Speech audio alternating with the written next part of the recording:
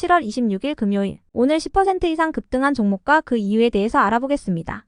오늘 장은 오후 4시 키움증권 기준으로 코스피 지수는 0.78% 상승한 2731.90포인트로 마감했습니다. 외국인은 매도, 기관은 매수로 임한 가운데 개인은 매도로 대응했네요. 한편 코스닥 지수는 0.03% 상승한 797.56포인트로 마감했습니다. 외국인과 기관은 매수로 임한 가운데 개인은 매도로 대응했습니다. 그럼 본격적으로 오늘의 급등 종목들을 살펴볼게요. 오늘 10% 이상 급등한 종목은 총 42종목으로 코스피에서는 11종목, 코스닥에서는 31종목이 나왔습니다. 이 중 상한가 종목은 KCTC, SLS바이오, 퀀타매트릭스, 엔젠바이오, 셀리드 5종목이고요. 오늘 하한가 종목은 없었습니다. 총 42개의 급등 종목 중 상위 30개 종목들을 섹터별로 묶어보니 3개 테마로 나눠볼 수 있었어요. 그 외 나머지는 개별 이슈로 오른 종목들인데요. 먼저 1번 제약 바이오 섹터입니다. 생물보안법 시행과 금리 인하 기대감이 지속되며 제약 바이오 테마의 강세가 이어지고 있습니다.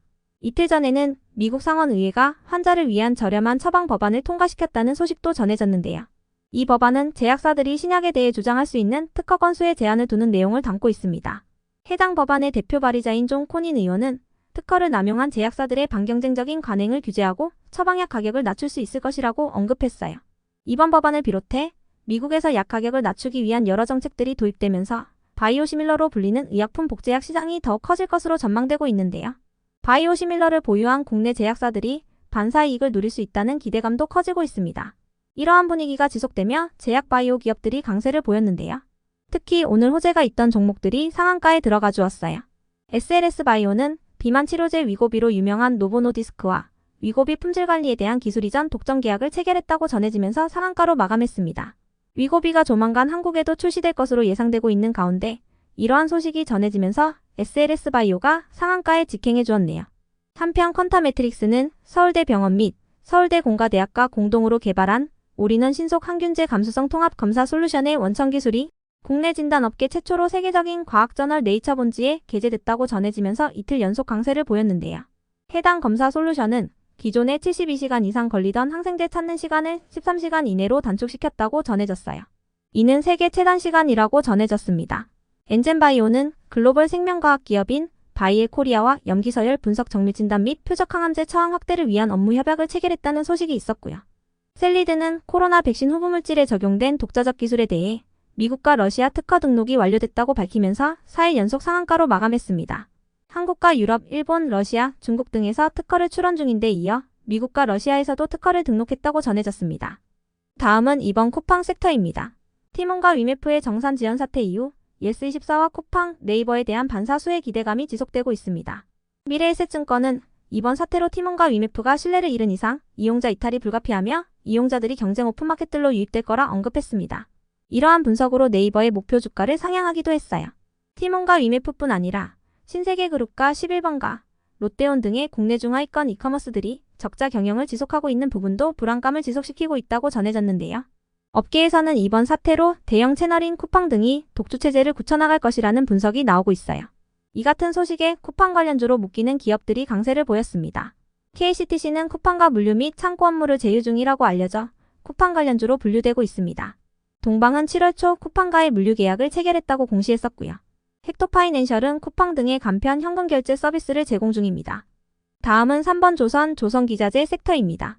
HD현대중공업과 HD현대미포, 삼성중공업 등의 주요 조선사들이 2분기 어닝 서프라이즈 실적을 공개했습니다. HD현대중공업과 삼성중공업은 어제 전년 동기 대비 매출액과 영업이익, 순이익 모두 크게 상승한 실적을 발표했는데요. HD현대미포는 영업이익과 순이익 모두 흑자 전환했다고 공시했습니다. 다만 하나오션은 예상과 달리 영업이익이 적자 지속되며 시장의 추정치를 하회한 실적을 발표했습니다. 다만 적자폭은 축소되었어요.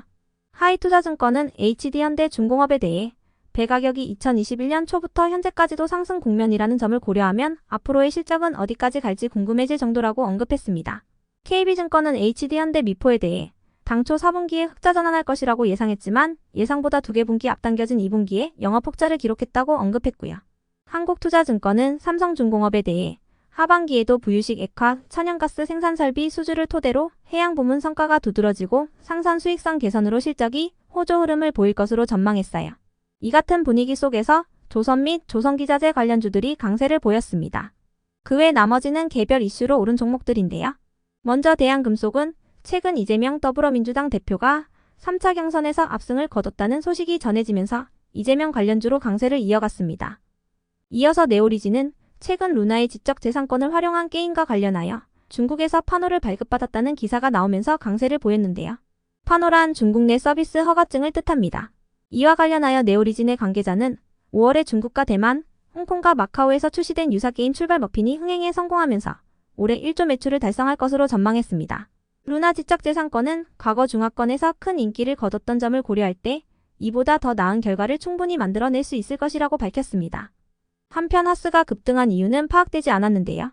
하스가 세계 최초로 보철수복 소재인 나노 리튬 디실리게이트를 개발하여 상용화한 기업으로 주목받았다는 내용의 기사가 있었으니 참고해주세요. 이어서 TSE도 오늘 급등할 만한 호재나 공시는 파악되지 않았는데요. 최근 SK하이닉스가 6년 만에 분기 영업이익 5조 원대를 기록하면서 반도체 관련주로 상승한 것이라 추정됩니다.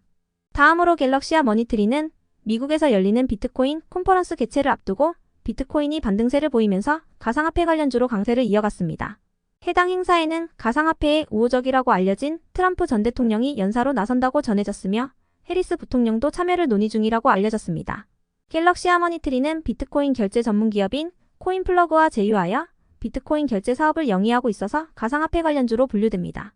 한편 캐스피온의 급등 이유는 파악되지 않았습니다.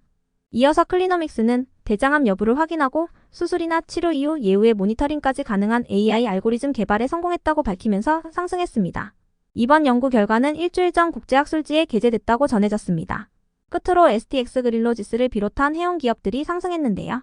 컨테이너선 운임 시황을 나타내는 상하이 컨테이너운 인지수는 2주 연속 하락세를 보이고 있지만 시장에서는 추가 선박이 공급됨에 따라 일시적인 조정을 보이는 것으로 해석하고 있습니다. 이러한 분위기 속 STX 그릴로지스와 대한해운, 흥하해운과 페노션 등의 해운 관련주들이 상승했습니다. 그럼 오늘의 거래량과 거래대금 상위 종목들을 시장별로 살펴보고 마칠게요.